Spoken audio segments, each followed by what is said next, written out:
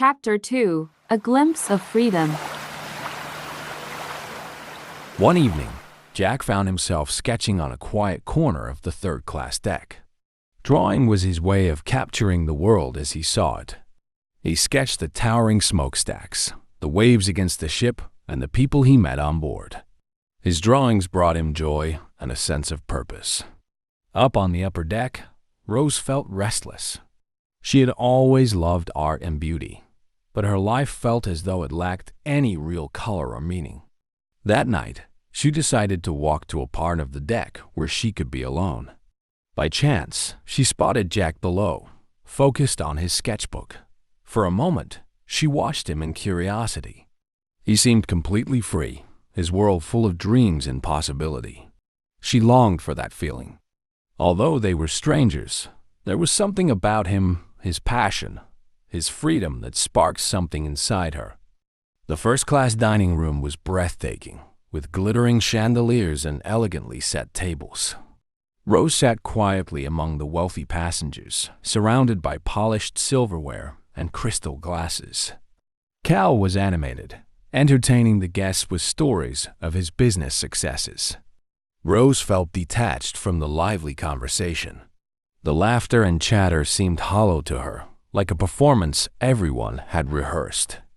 She glanced at her untouched plate, her mind drifting back to the young man she had seen earlier. His focus and freedom as he sketched had stirred something in her, something she couldn't explain. As Cal spoke, she imagined what life must be like in Jack's world. It seemed so far removed from the stiff formalities and endless rules she was used to. For the first time, she wondered if all the wealth and status around her were worth the price of her happiness. Across the ship, in the third-class dining area, Jack finished his meal with new friends he had met on board. The room was noisy but warm, filled with laughter and stories of hope. Jack listened to the passengers' dreams of better lives, his own sense of adventure renewed by their energy. As the evening wore on, Rose felt the weight of the dining room pressing down on her. Surrounded by luxury, she had never felt more alone. That night, the lower decks came alive with the sound of music and laughter.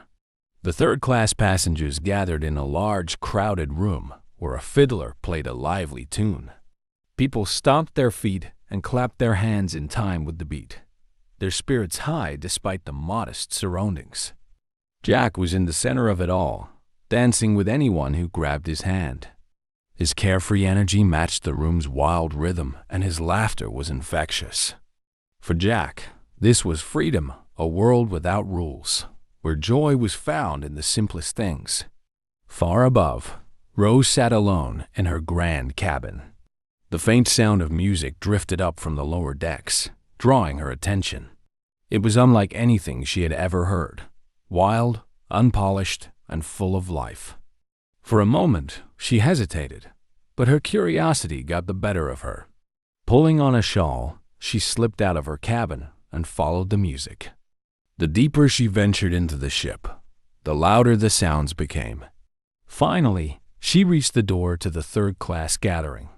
Peering inside, Rose froze. The room was packed with people dancing and laughing, their faces glowing with excitement. The chaos and energy were overwhelming, yet inviting. For the first time, Rose felt a pull toward a world she had never known. Rose stood at the edge of the room, her eyes wide as she took in the lively scene before her. The music was loud, and the sound of laughter filled the air. People danced in wild, carefree movements, their joy unrestrained. She had never seen anything like it. At first, Rose felt out of place in her fine dress. But the warmth and energy of the crowd pulled her in. A friendly woman grabbed her hand and led her into the dance. Rose hesitated, but soon she found herself moving to the music. Across the room, Jack noticed her. He smiled, surprised to see her here among the third-class passengers. Rose seemed different. Her usual reserved demeanor had melted away, replaced by laughter and excitement.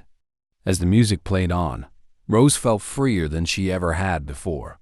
For the first time, she wasn't following rules or expectations. She was simply living in the moment. But deep down, she knew this couldn't last. This part of her life, this joy, had to remain a secret. When the music finally slowed, Rose stepped out onto the deck for air. The stars stretched endlessly above her, and the cool night breeze brushed her face. For a brief moment, she allowed herself to believe she could live like this forever. The next evening, Rose found herself drawn back to the lower decks. She couldn't stop thinking about the warmth and freedom she had felt the night before. It was a stark contrast to the formal dinners and polished conversations she endured in her world. This time, she wasn't hesitant. She stepped into the lively room, and almost immediately, she saw Jack. He was laughing with a group of passengers, his energy as infectious as ever. When he noticed her, his smile widened, and he gestured for her to join him. The music picked up, and Rose and Jack danced together, their movements effortless and full of life. The crowd cheered and clapped, their joy amplifying the connection between the two. Rose felt as if the world around her had disappeared, leaving only the rhythm of the music and Jack's smile. As the night wore on, Jack led Rose outside to the quiet deck. The ocean stretched endlessly before them, the sound of the waves lapping softly against the ship. Rose leaned on the railing, her heart racing. She realized that being with Jack felt more real than anything she had ever known. But reality was never far behind.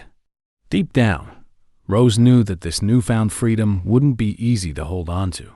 The weight of her life in first class loomed over her, and she couldn't ignore the consequences waiting for her back in her world.